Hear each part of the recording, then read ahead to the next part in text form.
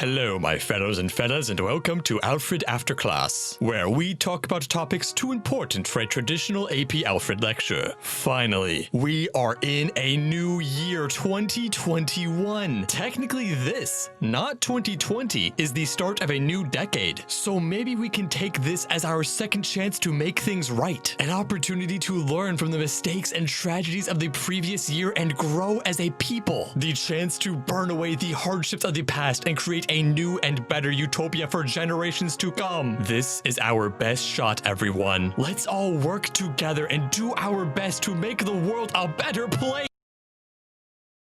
Well, never mind. The decade is ruined. Throw the whole thing away. We had a chance to get it right this time, people. And you used that chance to make a Rubik's Cube movie? There are people dying and you're making a Rubik's Cube movie? There is a rampant mutating monster hopping from person to person, invading our bodies, poisoning the very mechanisms which keep us alive. A monster which is growing by the day. There are people who are hungry, people dying in wars, companies taking away water from communities that need it, people being attacked and abused and having their lives and relationships destroyed. The world is being torn apart by immense hatred and division, and you're making a hecking Rubik's Cube movie? You know, for a long time, I thought the whole idea that we lived in a simulation was kind of stupid, but in light of recent events, I am starting to warm up to the philosophy. Well, we might as well talk about this Rubik's Cube movie. I am a YouTuber after all. It would be heresy to my creed to talk about something that matters. But maybe there is an upshot to it all. I mean, the majority of the horrors of the world feel essentially outside of our reach. Yet we were able to bully Paramount into fixing Sonic, so maybe we can bully the people behind this movie into, you know, not. Perhaps such an achievement could reinvigorate our passion and give a distraught populace an inspiring feeling of power that could lead to positive change. And honestly, I would love it if the revolution was sparked by a movie about a Rubik's Cube. Could you imagine all these snooty history professors of the future trying to find some deep meaning as to why a Rubik's Cube movie sparked such outrage and discontent among the populace that it led to radical change? Although, maybe I am jumping to all these conclusions a bit too soon. As of now, we have no idea of what the plot for this movie will be. Maybe the Rubik's Cube movie will finally be the film to reinvent cinema for the next generation. Maybe this will be the film to achieve what the Emoji Movie could not. After all, with this Rubik's Cube movie, the Funko Pop movie, and the Minecraft movie, the future of the art form is looking brighter than ever, and definitely not dystopic and terrifying. The thing is though, the people behind the Rubik's Cube movie have made a fatal flaw by announcing this movie without granting it a plot, for they have forgotten that I, Alfred, am always lurking in the shadows, seeking the easiest prey to pick on. And stepping out into the light without a plot is like walking in front of a tiger and poking it with a stick and saying, "Wow, I sure hope he doesn't react to this." In this case, I am the tiger, and I have been waiting to pounce on an easy target like this for months now. And with the Rubik's Cube movie now within my grasp, I shall write out a plot and describe it to you all in full detail. Or should I say, plots, plural. You see, there's an issue with the very idea of a Rubik's Cube movie, and it's what role will the Rubik's Cube itself take in the film? Will it be the setting, the main character, or a MacGuffin? I will go into each scenario, starting with the idea of the Rubik's Cube as a character. This film shall begin with a flashback to the Rubik's Cube's childhood, where he is getting bullied in school. While being bullied, the Rubik's Cube has a panic attack, which is of course exhibited through the constantly changing and rotating cubes of the Rubik's Cube. The bullies will make fun of Rubik's for his affliction, to which a voiceover will then say, "I was always kind of different, always an outcast." We will then cut forward 40 years to the present day, where the Rubik's Cube works as an insurance salesman. It is clearly shown to the audience that this is a dead-end job, where Rubik's is the least liked person in the office. Oh, and now is a good point to explain some of the world building going on here. All the other people in this world aren't all also Rubik's Cubes. They are instead other pieces of 80s paraphernalia, such as the pet rock and lava lamp. All of these other people are loved much more than Rubiks, who is still made fun of for his anxiety to this day. To make matters even worse, Rubiks' wife doesn't love him back and routinely cheats on him, a fact which Rubiks is well aware of but can't convince himself to do anything about. We follow Rubiks around for a couple of his mundane days, until one day, a new stranger arrives in town. Rubiks accidentally runs into this stranger, who offers to solve all of Rubiks' problems. Since this character must also be a part of 80s lore, I have decided that he shall be Asbestos. Asbestos offers to solve Rubiks' life issues by killing his childhood bully. At first, Rubiks waves this guy off. Clearly he is crazy. But then, the next day on his way to work, Rubiks sees his childhood bully dead on his front lawn. Am I pitching a Rubik's Cube version of Season 1 of Fargo? I don't know. Maybe. Once he sees his childhood bully dead, Rubiks decides that he must run away. He has panic attacks all while he is running away, of course. And since this is a Hollywood movie, we will make sure to be as disrespectful as possible in the portrayal of anxiety in this film. Once Rubiks makes it to the mountain, he runs into a wise old woman who will take the form of a troll doll. This wise woman's entire personality will be about the fact that she is a wise old woman, and how all the other wise old men would never listen to her wise ideas. Like I said, this is a Hollywood movie, poorly developed character tropes and all. The troll will show Rubiks how she is able to maintain her composure, unlike Rubiks and his frequent anxiety attacks. Rubiks will of course ask how she does it, to which she will tell him something vague, like pain is the message. She will then tell him that to understand what this means, he must climb to the summit of the mountain. Rubiks will accept, and on the way he will run into a gauntlet of challenges, from dangerous climbs to being asked what his favorite color is, all of which will trigger an anxiety attack. The favorite color one will be especially funny because 1, it is a reference, and 2, Rubiks will flash many different colors in response. The parents will love that moment. Eventually, Rubiks will reach the top of the mountain, but he is not alone, for also on top of the mountain stands Asbestos. Rubiks will then firmly tell Asbestos that murder is wrong, but Asbestos will tell Rubiks that if it is so wrong, why do people pay him so much to do it? Rubiks will become confused, and Asbestos will reveal the dark truths about the asbestos industry to Rubiks. Rubiks will then drop to the ground in shock as Asbestos cackles and says that no lawyer will ever be able to compensate for the destruction he has done. Rubiks' panic attack kicks into high gear as he once again tells Asbestos that murder is wrong. Asbestos continues to cackle and tell Rubiks that he clearly does not have what it takes, so he kicks Rubiks off the mountain. Rubiks tumbles down the rocky cliffside, knocking pieces of the Rubik's Cube out along the way. By the time he lands at the foot of the mountain, he has completely lost all of his Rubik's pieces. He has lost who he is, both literally and metaphorically. Rubiks knows that he must recollect his pieces, so he begins to climb the mountain again and finds the troll. He tells the troll that he was confused by what he found at the summit, to which the troll tells him that he has not yet learned his lesson and must climb the mountain again. Rubiks climbs the mountain, recollects his pieces, faces off with Asbestos again, and is knocked back to the bottom of the mountain, where he must reclimb to collect his pieces again. This process continues countless times, until one time where he lands on the ground from being kicked off the mountain and does not get up. He is exhausted and believes he can no longer do this. He reaches the troll yet again, ready to quit. Wearily, he turns towards the troll and asks her what the lesson in all of this is, why he must feel so much pain. The troll will then tell the Rubik's Cube that the pain is the lesson. The fall is the lesson. That learning to fall teaches Rubiks how to rise, and learning to rise will give Rubiks the confidence he needs to live the life he was destined for. Finally understanding the lesson and his purpose, which is never clarified and left intentionally vague so that everyone in the audience can relate, Rubiks climbs the mountain one last time and encounters Asbestos, still cackling. Asbestos asks Rubiks what he is doing here. Rubiks says he is here to end this. The two begin to fight yet again, and Rubiks begins to lose confidence in himself, so he has a panic attack back and his blocks begin to shuffle around randomly. Asbestos laughs at Rubiks, causing Rubiks to have a flashback to the way the bullies laughed at him in his childhood. Rubiks is snapped back to the present moment as Asbestos says, "What are you trying to prove here, kid?" We cut to a close-up on Rubiks, snow swirling behind him, his cubes shifting quicker than ever, when suddenly they'll all snap into place properly. The music swells, and Rubiks says, "I am here to rise." He then stands up, and using the power of belief and the power he has achieved by overcoming his weakness, he punches Asbestos off the mountain. His journey of self-realization finally complete. Rubiks heads back home, where he stands up to his wife and demands a divorce, quits his dead-end job, and opens his own business where he will be a lawyer who stands up to the asbestos industry to try and get compensation for people with mesothelioma or other asbestos-related health issues. The film will end by showing Rubiks' first television commercial. Attention!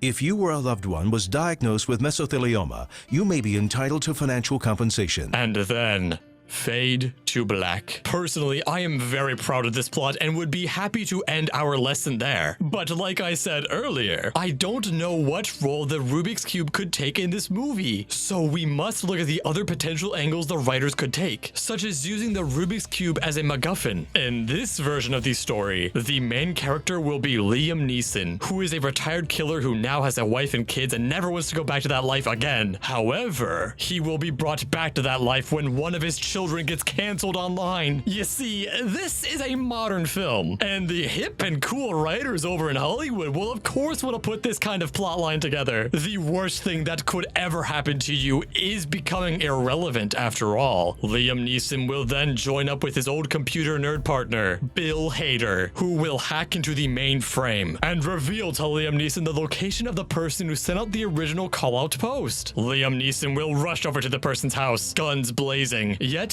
at first, he will find nobody there, and so he will explore the house. On the surface, it seems like a normal suburban home, but Liam Neeson then finds the door to the basement, and in the basement he finds a creepy-looking den, full of conspiracy theories on the walls, notes about various people written everywhere, and one lone computer, glowing in the darkness. The computer will be surrounded by empty water bottles and seltzer cans. Liam Neeson will lean in close to the computer and read the PowerPoint that is open, a PowerPoint, which of course reveals the villain's entire plot. Liam discovers that whoever is running this operation was at one point canceled themselves, and they believe that the only way to solve their issues is to cancel everyone on the planet, because when everyone is canceled, no one will be. Not only will this serve as a plot point, but it also serves as an outlet for all the Hollywood executives to express their angst at being forced to face judgment for their actions. As Liam Neeson stands up from the computer, he is hit over the head. Liam falls to the ground but is still conscious, and he sees the villain of the story, Nicolas Cage. Liam tries to shoot him, but Nick moves too quickly. He crawls up on the wall like a spider and leaps out towards Liam, kicking and screaming the whole way. Liam knows he needs to escape, but before he can do so, he shoots Nick Cage's computer and lights his house on fire. Not only will this progress the plot forward, but it gives Nick Cage another opportunity to act like he's burning, something I am sure he is fond of. Liam Neeson will head back home, thinking the day is won, but he will then find out that his child is still being canceled online. Liam is confused, and so he hops onto his computer, where he finds a video from Nick Cage, where Nick says, "Once something is on the internet, it never dies." Liam then shoots his own computer and storms out of his home in frustration. He returns to Bill Hader, confused as to what his next step should be. Bill then explains that the only way to end the cycle of canceling is to kill the internet itself. Liam asks Bill how this is done, to which Bill Hader will tell Liam Neeson about the history of the internet, how it is another realm which has existed before time itself, but had not been discovered by humans until the 20th century. When the gods made the internet realm, they knew that it was dangerous, and that the wrong hands could use it to wield unimaginable power. So, the gods made a backup plan in the form of the Rubik's artifact, a mystical item which has the power to kill the internet itself itself, but it can only do so if it is inserted at the heart of the internet. Liam asks Bill how he could do this, and Bill explains that Liam Neeson must head to Bill Gates' home, as he is the keeper of the Rubik's Cube. Liam Neeson then heads to Bill Gates' home, kills Bill Gates, steals the Rubik's artifact, and burns down Bill Gates' home. However, as he leaves, Liam is haunted by the words Bill Gates said to him as he left. You may think you can control the internet, but in the end, the internet controls you. Liam quickly heads over to the heart of the internet and shoves the Rubik's Cube in. The internet machine sparks, and a flurry of outdated memes rush out from the core as the machine explodes and the screen fades to white. Liam Neeson then finds himself in hell with Nicolas Cage. Liam is confused, and he asks what he did to deserve to be here with Nick Cage. Nick Cage laughs and reminds Liam of all the people he has killed. Nick Cage then says, "You believe you did this to limit the internet's control, but in doing so, you let the internet control you to the end of your days." Liam is horrified, not just at the prospect of spending eternity in hell with Nicolas Cage, but also at the idea of what he has done. That is when Nick Cage says there is a way to fix this, since, as we all know, Nick Cage has broken out of hell before, and he is willing to do it again. Nick Cage takes Liam Neeson into his car and the two race out of the gates of hell. Back in the real world, Nick Cage tells Liam Neeson about how they will be hunted endlessly by the Hell Police, but Liam says it's okay as long as he can fix his mistakes. He rushes back to the now destroyed heart of the internet and rips the Rubik's Cube back out. Utilizing the power of the Rubik's Cube one last time, Liam Neeson turns back time, because the Rubik's Cube can do that now, and he then destroys the Rubik's Cube, saying, "No one man should ever have such power." Liam Neeson then walks outside, where the Hell Police are ready to take him back to hell. Rather than fighting, Liam Neeson holds up his hands and says, "I'm ready." As he is taken into custody, the camera peds down to the shattered remains of the Rubik's Cube, and then, just for a moment, all the pieces light up and are connected by a string of lightning right before the film cuts to black. This, of course, teases a sequel to the film. If I've learned anything about this industry, it's that you must always leave things open for a sequel. I am proud of both of these plots, but we must now also look at the possibility that the creators could use the Rubik's Cube as a setting. This version of the story will have each cube on the Rubik's Cube be a nation, and the Rubik's Cube itself is all scattered, symbolizing how the nations are no longer connected. A lone hero will then travel from cube to cube to reconnect the pieces of the Rubik's Cube before Judgment Day, a day in which aliens will come to attack the Rubik's Cube planet. By the end of the film, all the nations are returned together and can stand against the aliens as one unified Rubik's Cube. This film will of course face outrage for promoting one world order and globalism, but honestly, is it even a good film if someone doesn't get mad about it? And with that, we have 3 solid plots for the Rubik's Cube movie. Now, all I'm asking Hollywood is that you don't steal these plot lines without my consent. You should at least hire me on as a story consultant, okay? I have spent minutes crafting these storylines. I know these characters better than anyone, and I know the messages of these movies better than anyone. Like I said, I want this Rubik's Cube movie to spark a revolution. The first film will make people confident and outraged about the movie's existence. The second film will make internet people mad. And the third film will make people who hate the internet mad. We should make all 3 of these films so that everyone will be mad. And finally, we can get people to participate in society. After all, internet outrage is all about being upset about cultural products, rather than the real horrors we let slip by. We might as well utilize that outrage to make people mad about the real issues with the world. You think the Rubik's Cube movie is crazy? Wait till you hear what Coke is doing. I, for one, am glad we are finally using cinema to its full potential to further fuel the fire of purposeless rage. Thank you for staying after class with me. I'll see you in the next lecture.